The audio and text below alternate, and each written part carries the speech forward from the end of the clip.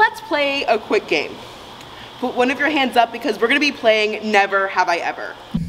I'll go first. Never have I ever woken up at 5 a.m. to attend a philosophy class that begins at 7 a.m., only to spend the next 8 or so hours in and out of core classes, then leave school to immediately clock in for a 5-hour shift, get home around 10, give or take. Instead of taking care of the homework, chores, and personal hygiene basics in front of you, you rot in bed and watch a 2-hour-long video essay about the dangerous conditions during the production of the Wizard of Oz movie until you pass out from exhaustion. If you have one finger down, either are me or relate to something similar. It most likely experienced a phenomenon known as revenge bedtime procrastination, which, according to the Sleep Foundation, describes the decision to sacrifice sleep for leisure time that is driven by a daily schedule that lacks it. For most, this means that the lack of sleep you got from the night before affects your work the next day to a noticeable negative degree. The work that you put off in order to relish in the wonders of useless knowledge before bed catches up to you pretty quickly, resulting in revenge bedtime procrastination taking hold night after night due to stress. But avoidance does not stop there. Delaying activities is a much bigger problem, one that affects all of our lives.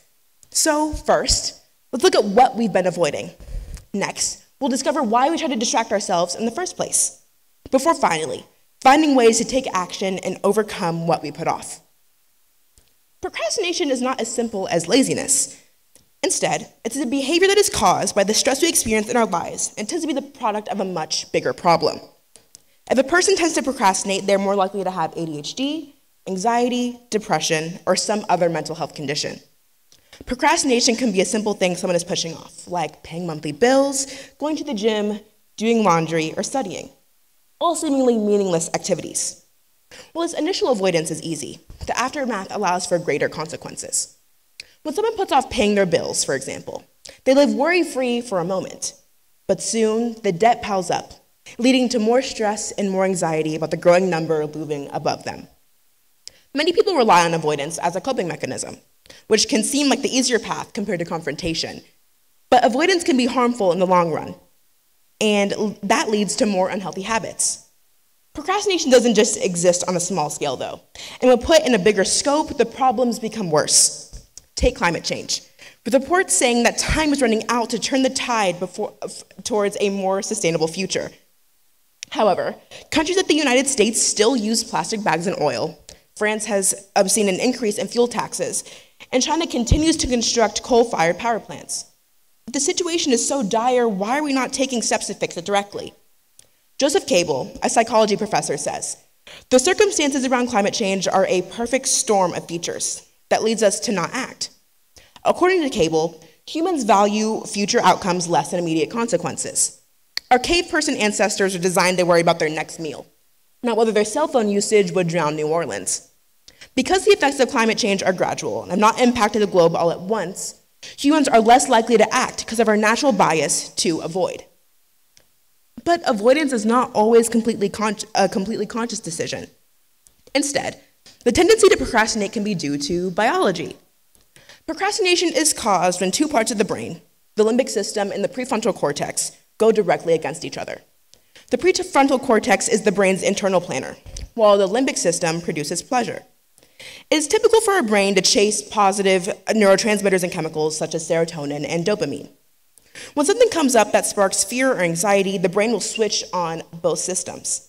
When you put off a task, the limbic system ends up winning the battle since you avoided a threat. This grants a period of temporary relief due to the release of dopamine. But why does this happen? The limbic system is one of the oldest and most dominant parts of the brain. Its job is to allow you to survive and keep you safe.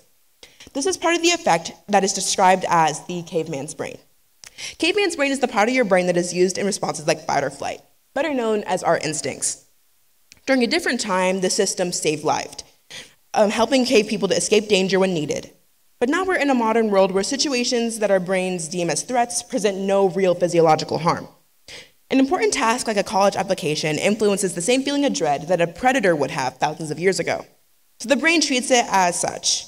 Bigger problems like climate change are even more avoided because the problem requires resources and knowledge that people don't commonly possess, causing people to push their problems away to avoid taking action, and will only come back to be a bigger issue. While procrastination feels like it can't be fixed, there are solutions. The first is therapy. Cognitive behavioral therapy is one of the most beneficial ways to help someone not procrastinate. CBT allows an individual to explore how their thoughts and feelings connect, and by changing them, they change their attitude. A 2016 study that analyzed procrastination showed that half of students in the US are impacted by procrastination and can be helped by some form of cognitive therapy.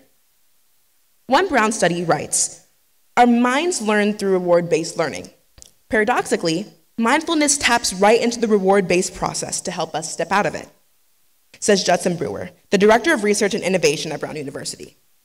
He also says, "The standard habit loop is a trigger behavior reward cycle. It's set up for survival. You see food, you eat food, and your stomach sends a dopamine signal to the brain about what you ate and where you found it.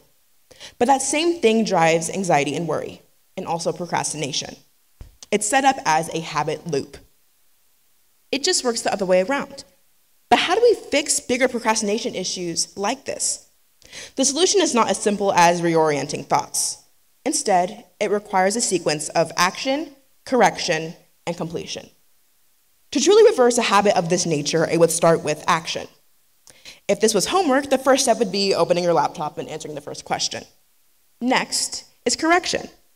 If this was an attempt at implementing a workout routine, correction would look like not rewarding yourself until you go to the gym. Finally, completion.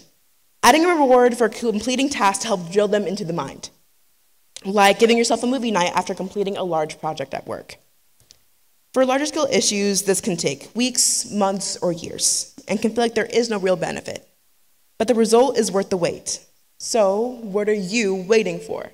Go take action.